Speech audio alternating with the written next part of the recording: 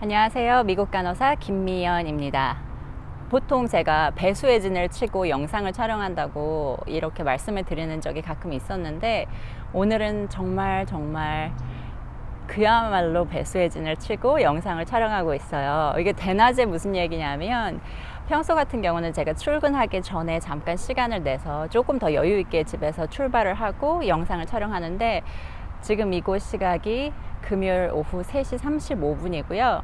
4시부터는 저희 딸아이가 다니는 데이케어에서 일명 아트쇼를 시작하게 되기 때문에 거기 시간을 맞춰서 가야 되는데, 다행히도 배우자가 퇴근 시간이 조금 늦어지는 바람에 저에게 15분 정도의 시간이 생겼어요. 오늘 영상에서 제가 말씀드리고 싶고 또 공유하고 싶은 내용은 reference, 그러니까 지지자, 후원자, 또 나의 응원자가 되어주는 사람이죠. 특히 구직을 하거나 학교에 진학하는 경우에 도움이 많이 필요한데요. 이제 레퍼런스에 대한 이야기를 해볼 거예요. 오늘 금요일 쉬는 날이었고요. 저의 경우는 하루 종일 지금 제 시간을 쓸 수 있는 상황이었는데, 오전 시간에 무려 2시 반까지 아침에 눈 뜨자마자부터 파자마에 커피 마시면서 제가 실습 지도 교수로 일하고 있는 학교의 미라코스타 커뮤니티 컬리지에서 풀타임 패컬티 자리가 나서 그 자리에 지원을 한 상태이고요. 외국에서 간호학 학위를 가지고 있다 보니까 그 부분에서도 애로사항이 있더라고요. 그래서 간호사로 취업할 때와는 또 다른 부분에서의 어떤 고찰점이랄까요? 고려해야 되는 부분이 있어서 그 부분도 함께 이야기를 나눠보려고 해요.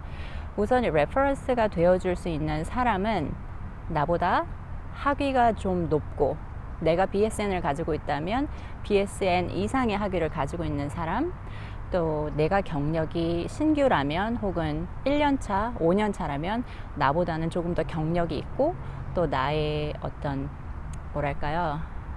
매니지먼트, 나의 매니저로 일하는 사람의 경우에 더 그 레퍼런스로 사용하는 경우가 많아요. 레퍼런스로 이름을 올리기 위해서는 상대방의 동의와 양해와 의지가 필요하죠. 내가 새로운 직장에 구직하는데 나의 레퍼런스가 되어줄래? 얘기해서 상대방이 오케이 해야 제가 이름을 올릴 수 있는 것이고요. 저도 레퍼런스가 되어본 적이 몇 번 있는데, 예상치 못했던 레퍼런스 전화나 이메일을 받게 되기도 해요.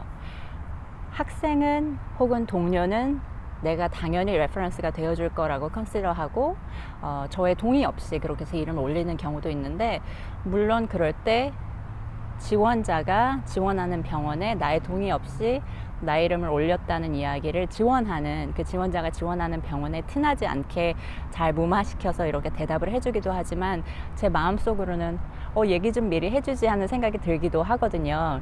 그래서 소통이 굉장히 중요하다는 생각이 들고요.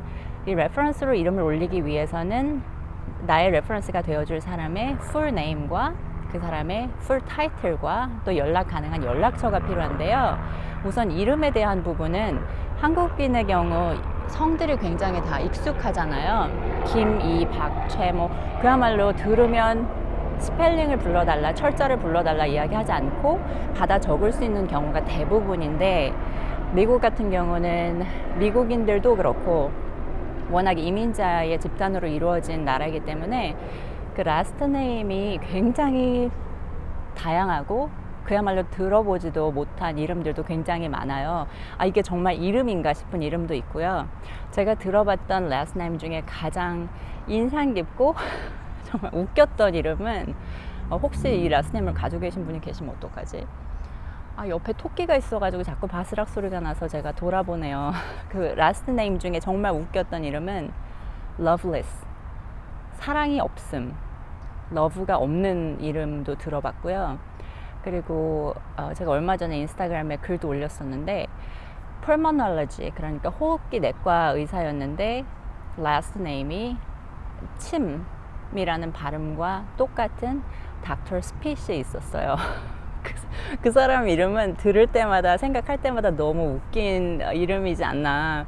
정말 선견지명이, 부모님이 네이밍 하실 때 선견지명이 있지 않았나 하는 생각이 들 정도로 호흡기 닥터인데 이름이, 라스트 네임이 발음이 닥터 침. 그런 이름도 있어요. 그래서 스펠링을 어떻게 적는지를 불러달라고 이야기해야 되는 경우도 있고요. 또 그 이름 뒤에 적으시는 크리덴셜 적으시는 것이 순서가 있거든요. 그래서 그 오더의 순서에 맞춰서 적으셔야 되고요. 그 순서는 굉장히 다양한 것들이 있기 때문에 제가 10번 영상에서 올렸던 이름 뒤에 오는 것들이라는 내용을 참고하시면 좋겠어요. 우선 간단하게 말씀드리면 이름 뒤에 그 사람의 최종 학위를 적게 되고요. 그 사람이 가지고 있는 최종 가장 높은 라이센스를 갖게 돼요. 그리고 나서 그 사람이 가지고 있는 수료증이나 기타 가지고 있는 그랜이나 FAAN을 예로 들었었는데 그런 그랜트처럼 주어지는 프라이스처럼 주어지는 타이틀이나 공식 명칭은 가장 뒤에 온다는 거, 그 부분은 쉽게 구글링해서 찾아보시면 ANCC 웹사이트에서도 확인하실 수가 있고요. 이때 주의할 점은 지원자 자신도 마찬가지고 나의 후원인이 돼주는 사람도 마찬가지고 가지고 있는 학위 중에 가장 높은 학위, 최고 학위만 적으시면 되고 라이센스도 마찬가지예요. 가장 가지고 있는 라이센스 중에 가장 최고 라이센스를 적으시면 돼요. 예를 들어서 병원에 지원하는 간호사가 BSN도 있고 MSN도 있는 간호사라고 하면 BSN은 쓰지 않고 MSN만 적으셔도 된다는 이야기이고요. 과거에 CNA였다가 간호조무사였다가 유격간호사로 제가 번역을 책에 해놓았는데 LVN이었다가 RN이 된 경우에는 새로 구직하거나 지원할 때 자기가 지원하는 포지션에 어떤 라이센스를 가지고 지원하는지를 그 부분에서 드러날 수가 있는 것이죠. 그래서 RN으로 지원할 때는 과거에 LVN이었다던가 CNA였다는 이야기를 따로 할 필요가 없는 것이고요. 괜히 급하니까 말이 좀 빨라지는 것 같은데, 또 기타 가장 면허와 지금 내가 지원하는 업무처와 관계가 되는 것부터 적으시는 게 원칙이고요. 타이틀을 다 그렇게 적으신 다음에는 연락 가능한 전화번호와 이메일을 함께 적는 것이 어떤 제너럴한 포맷이라고 생각하시면 돼요. 이 추천인에 대한 추천인 목록은 이력서 맨 마지막 부분에 레퍼런스라고 타이틀을 따로 서브 카테고리를 두신 다음에 목록대로 두시면 되고요. 가끔은 그런 것도 고민이 되죠. 이력서에 추천인 명단을 올리는데 누구 이름을 가장 먼저 올릴 것인가. 제가 친구들이랑 또 동료들이랑 이렇게 얘기를 해보면 학위가 가장 높은 사람을 먼저 올리기도 하고요. 또 가장 친한 사람, 나에 대해서 가장 좋은 얘기를 잘 해줄 것 같은 사람을 가장 먼저 올리기도 하는데, 때에 따라서는 알파벳 순서대로 기억, 니은, 디귿 하듯이 ABC 순서대로 이름 first name에 맞춰서 올리는 경우도 있더라고요. 그래서 그런 것도 참고하시면 좋을 것 같고, 아까 레퍼런스를 할 때 상대방에게 동의를 구해야 된다는 말씀을 드렸는데, 레퍼런스를 이름을 올리고 난 이후에 자신이 지원하고자 했던 일터에 구직을 했던 하지 않았던 레퍼런스가 돼준 사람에게는 사실은 그 결과를 알려주는 것이 맞다 틀리다의 문제는 아니지만 인지상정, 도리라는 생각이 들어요. 왜냐하면 어딘가에 구직을 하고 지원을 할 때 내가 지원하는 이 병원에 내 나이가 지금 35살인데 이 병원에서 40년 일하다가 은퇴할 정말 굳은 마음으로 병원에 지원하는 사람보다는 지금 내가 지원하는 것이 현재 일하고 있는 것보다 조금 나은 조건이고 나은 환경이고 내 꿈에 더 다가가는 것이기 때문에 그곳에 지원하는 경우가 많기 때문에 앞으로도 지금 지원하는 병원 이후에도 새로운 직장에 지원하게 될 확률이 높지 않겠습니까? 그래서 give and take, 굳이 어떤 리퍼런스를 해주기 때문만은 아니지만 인간관계를 잘 해놓는 것이 굉장히 중요하고요. 또 때에 따라서는 거절을 하게 되는 상황이 생기기도 해요. 거절을 받게 되기도 하겠지만, 저의 경우 직장 동료가 저에게 레퍼런스가 되어달라고 이야기를 한 적이 있어요. 근데 그 직장 동료의 평소 근무 태도가 환자분이 콜벨을 울리고 페인 메디케이션 달라고 기다리면 앉아서 자기가 하던 차팅을 다 하고 5분, 10분 기다리게 하는 것은 정말 대수롭지 않게 생각하던 간호사였기 때문에 저는 평소에 그 간호사의 어떤 근무 태도에 대해서 별로 호감을 갖고 있지 않은 상태였는데 레퍼런스가 되어달라는 이야기를 해서 내가 정말 시간이 없어서 핑계를 대고 좀 완곡하게 거절을 했던 경험이 있어요. 그렇다고 대놓고 난 너의 태도가 마음에 들지 않아서 레퍼런스를 해주고 싶은 의사가 없다고 얘기하기에는 저도 현재 동료이기 때문에 굉장히 한 부분이 있잖아요. 그래서 완곡하게 잘 거절하는 것도 연습이 필요했던 그런 경험도 있고요. 또 레퍼런스를 올리시고 난 이후에 자기가 지원하는 병원에서 어떤 방식으로 나의 레퍼런스에게 컨택을 할 것인지에 대해서도 인지하고 계셔야 돼요. 예를 들어서 어떤 기관에서는 전화상으로, 구두상으로 연락을 취하기도 해요. 그래서 지금 이 지원자가 당신의 지원인 추천인을 명단에 당신의 이름을 올려서 전화를 드립니다. 이 사람의 근무 태도에 대해서 어떻게 생각하시나요? 라던가 어떤 관계에서 알게 되셨나요? 라던가 얼마나 오래 알고 계셨나요? 같은 그런 객관적인 이야기부터 이 사람의 장단점까지, 저의 주관적인 의견까지 구두상으로 물어보기도 하고요.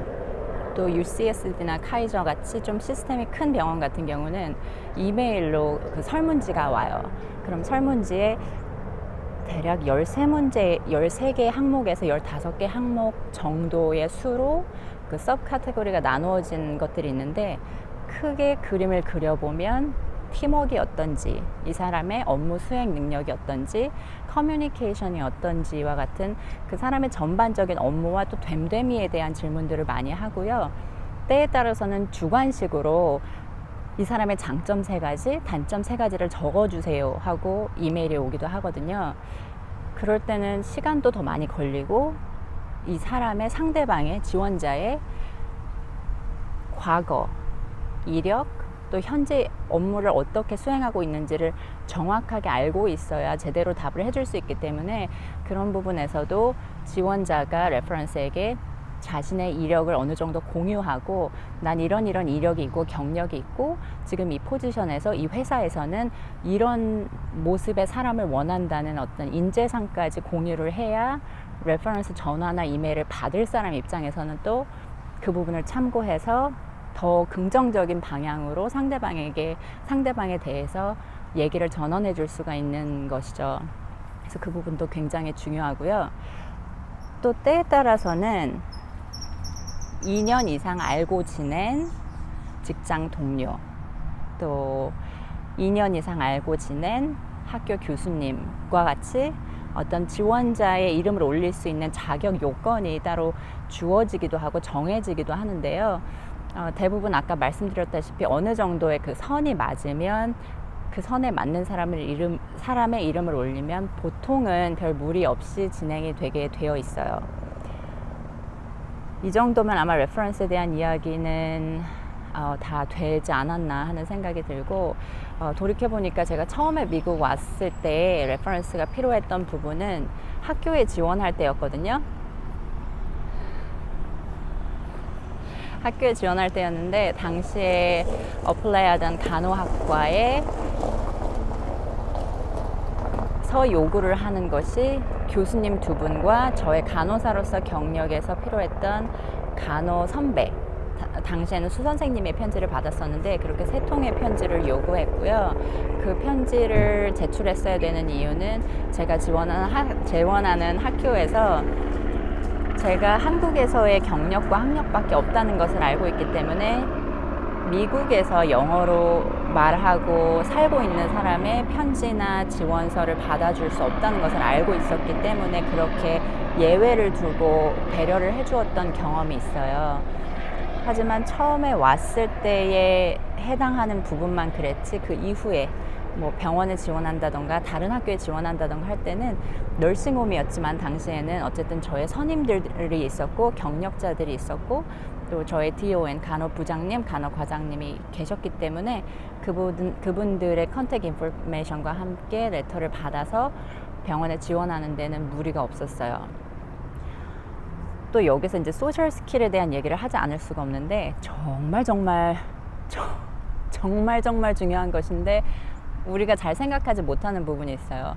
1번, 2가지가 있는데요. 1번은 보통 특히 미국에 계신 분들은 더 잘 이해가 되실 것 같아요. 같이 일을 하면서 상대방의 이력에 대해서 내가 잘 알지 못하거든요. 그래서 내가 상대방에게 지원자가 되어달라고, 레퍼런스가 되어달라고 이야기할 때 이 상대방이 나보다 경력이 얼만큼 더 많은지, 학위가 얼만큼 더 높은지에 대한 이야기를 잘 속속들이 알지 못해요. 그래서 정말 친하고 정말 나를 열심히 물심양면 지원해 줄 수 있는 사람을 선택할 때, 그리고 그 상대방의 자격 요건을 생각해 볼 때 어떤 제약적인 부분이 있을 수 있거든요. 그래서 정말 내가 잘 알고 있는 사람, 정말 나에게 호감이 있는 사람을 선택하는 것이 굉장히 중요하고요. 또 두 번째는, 이건 이해관계가 약간 얽힌 부분인데, 만약에 내가 현재 몸담고 있는 병원을 떠나서 근처에 있는 다른 병원에 지원한다고 할 때 내가 지원자가 되어달라고, 나의 레퍼런스가 되어달라고 이야기하는 사람이 현재 내가 근무하고 있는 병원의 매니저인데, 이 병원 상태가 뭐 예를 들면 너무 스텝이 없어서 고민 중이라던가 정말 많은 인력이 더 필요한 상황인데 내가 좀 더 나은 곳으로 가겠다고 이렇게 빠져가는 상황이 되면 매니저 입장에서는 달갑지 않은 그런 상황이 될 수도 있거든요.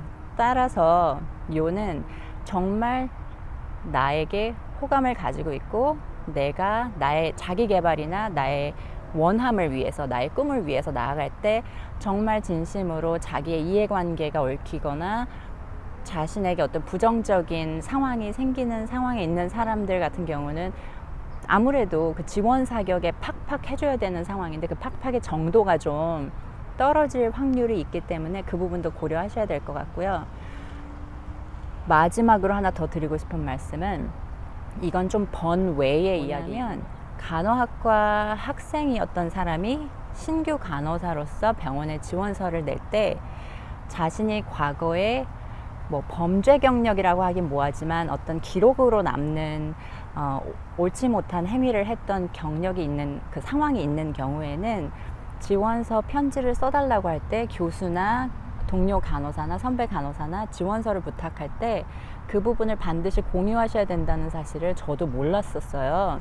그런데 동료 교수가 최근에 한 간호학과 학생에게 신규 간호사 포지션 자리에 어플라이 하는데 지원 편지를, 레퍼런스 레터를 써달라고 부탁을 받아서 그 교수는 평소처럼 그냥 써줬고 그 편지를 제대로 사용할 수도 없었을 뿐만 아니라 레드 플래그라고 해야 되나요? 그 어떤 알람이 울린 거죠.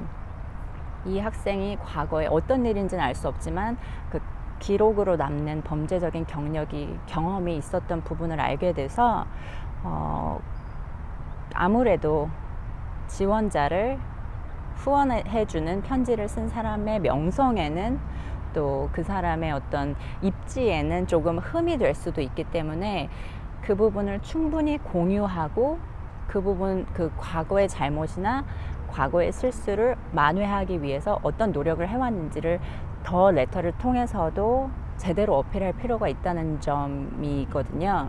특히 캘리포니아 같은 경우는 여기 뭐 마리화나도 합법이고 DUI 뭐죠? DUI 음주운전 하는 그런 경우도 기록에 다 남기 때문에 그런 부분은 간호사로서 시험에 응시한다던가 또 취업에 지원할 때 그 사람의 어떤 스크리닝을 다 하거든요. 범죄 기록까지 모두 포함해서. 그랬을 때 그 기록에 남아 있다는 사실을 지원 편지를 써줄 사람에게 이야기하지 않고 써달라고 부탁을 하면 써주는 사람 입장에선 굉장히 낭패를 볼 수가 있는 상황이기 때문에 그런 부분도 고려해야만 합니다. 뭐 마리화나를 하는 거, 음주운전을 하는 거 다 병원이나 학교 울타리 밖에서 일어나는 일이라고 한다면 사실은 그 사람의 업무 역량에 크게 영향을 미치지 않는 한 그 사람이 간호사로서, 신규 간호사로서, 간호학과 학생으로서 역량에 큰 차질이 있다, 큰 지장이 있다고 말하기는 힘들어요. 특히 미국 같은 경우는, 그 캘리포니아 같은 경우는 굉장히 리버럴하고 자유분방하고 개인 의사를 존중해 주는 것이 상대적으로 그 어느 주보다 더 크게 부각되는 주이기 때문에, 예를 들어서 학생이 학교 밖에서 친구들과 파리하고 마리화나 피우는 것을 동기가 보았다고 해도 학교에 제대로 출석하고 자기 업무에 지장이 없게 한다면 그것으로 인해서 상대방을 처벌하거나 학교를 못 다니게 할 수는 없는 상황이더라고요. 그래서 그런 부분도 고려를 하시면 좋을 것 같아요. 무려 20분이나 영상을 촬영했는데 아직 차는 보이지 않습니다. 님이 오시는가? 네. 그럼 여기서 조금 더 기다렸다가 아마 데이케어로 고고싱 하게 될 것 같고요. 또 무슨 얘기를 해드리면 좋을까? 이력서 쓰실 때 글자 포인트, 또 글씨체 선택 같은 것도 굉장히 자세하게 국제간호사 길라잡이 뒷부분에 부록으로 실어 놓았고, 그 형식에 대한 것도 그렇고요. 또 글씨 폰트를 어떻게 할 것인지, 굵게 할 것인지 얇게 할 것인지, 점을 찍을 것인지 그렇지 않을 것인지와 같은 그런 것들, 소소한 것들 해보지 않으면 잘 모를 수 있거든요. 또 한국과 미국의 시스템이 다르기 때문에 그런데요. 한국에서 영상을 보시는 분들의 경우 차이가 있겠죠. 그런 이력서나 커버레터나 커리큘럼 밑에 같은 거, CV 같은 거 작성하실 때 차이가 있겠고, 말씀드린 대로 아까 차가 오지 않았기 때문에 오늘 제가 지원한 학교에 대해서 말씀을 드리면, 간호학이라는 그늘 아래에 함께 있지만 간호학과 교수 자리는 아니고요. 의료계에서 일하는 다른 업종의 프로페셔널을 티칭하게 되는 풀타임 포지션, 패컬티 포지션 자리고, 이 자리에 어플라이 하면서 제가 한 번 더 놀랐던 것은, 아까 말씀드린다고 하고 드리지 않은 게 있네요. 그 학교 지원하는 거, 한국에서 졸업한 학위 부분. 지금 제가 어플라이하는 학교는 페더럴 가버먼과 스테이트에 굉장히 밀접하게 연관되어 있어요. 캘리포니아에는 물론 100개가 넘는 커뮤니티 컬리지가 존재하지만, 특히 제가 지원하는 이 학교 같은 경우는 굉장히 밀접하고 원활하고 활발하게 소통하고 있기 때문에, 그런 연방 정부적인 또 주정부적인 폴리시나 어떤 간호학적으로 나아가는 방향이 어떤지에 대해서도 굉장히 크게 고려하고 또 크게 반영하는 부분이 있거든요. 그래서 다시 한번 느낀 것이, 굉장히 포괄적이다.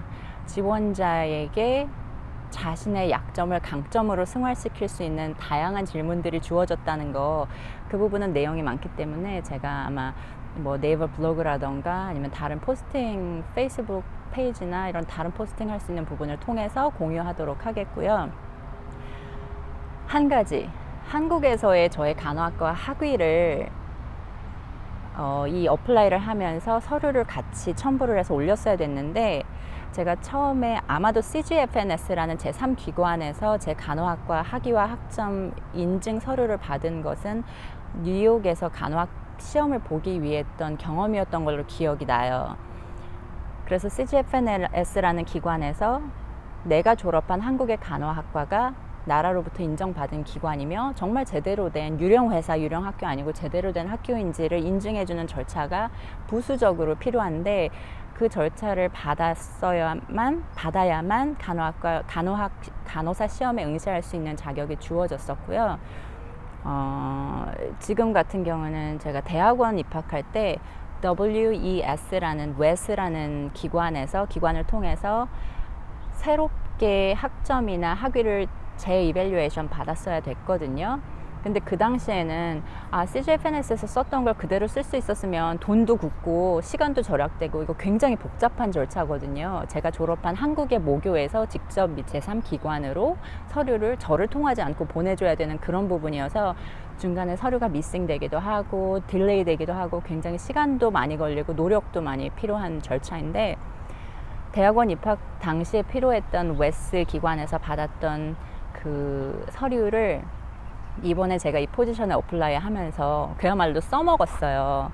그래서 정말 다행이라는 생각이 들었고, 자세히 보니까 CGFNS와 웨스의 가장 큰 차이는, CGFNS의 경우 학점, 내가 들었고 이수한 학과목과 각 해당 학점에 내가 이수해서 받은 학점에 대한 것은 equivalent to 뭐에 상응하는지에 대해서 제대로 나와 있는데, degree, 학위에 대한 부분은 언급이 없었거든요. 근데 제가 지원하는 포지션에서는 학위를 따로 인증을 받아야 된다는 조건이 붙어 있었기 때문에, 이 웨스라는 기관에서 받은 이밸류에이션 서류에는 학위가 associate degree와 equivalent to 하다는 문구가 들어가 있어서 다행히 시간도 벌고 걱정도 덜고 제대로 지원을 할 수가 있었어요. 3월 1일 한국은 100년 만에 100년 지난 3.1절이어서 굉장히 더 의미 있게 기념하고 기리는 이런 여러 가지 행사나 의미 있는 일들이 있었던 것으로 아는데 저는 개인적으로 한국의 문화 굉장히 사랑하고 포기하고 싶지 않아요. 놓치지 않을 거예요. 멀리 있지만 항상 주파수는 한국을 향해 있는 경우도 많거든요. 그래서 심지어 저의 결혼기념일도 광복절이에요. 저는 제 남편이 전에 사귀었던 여자친구가 일본인이어서가 아니고 저는 광복절을 굳이 결혼기념일로 선택했답니다. 평일이었는데도. 그래서 좀 그런 생각이 또 드네요. 3.1절날, 지금 여기는 3월 1일이거든요. 한국은 2일이지만. 그래서 더 좋은 기운을 받아서 더 좋은, 더 의미 있는 기회로 다가와 주었으면 좋겠다는 생각이 들고, 뭐 혹여 구직하지 못한다고 하면 뭐 또 다른 기회가 있겠죠. 내 밥그릇이 아닌가 보다, 내 갈 길이 아닌가 보다 생각하고 또 열심히 찾아봐야죠. 네, 오늘 영상은 아마 차 기다리다 보면 별별 수다를 다 할 것 같아서 오늘 영상은 또 길어졌네요. 여기까지고 오늘도 여러분의 꿈을 응원합니다. 좋은 하루 되세요.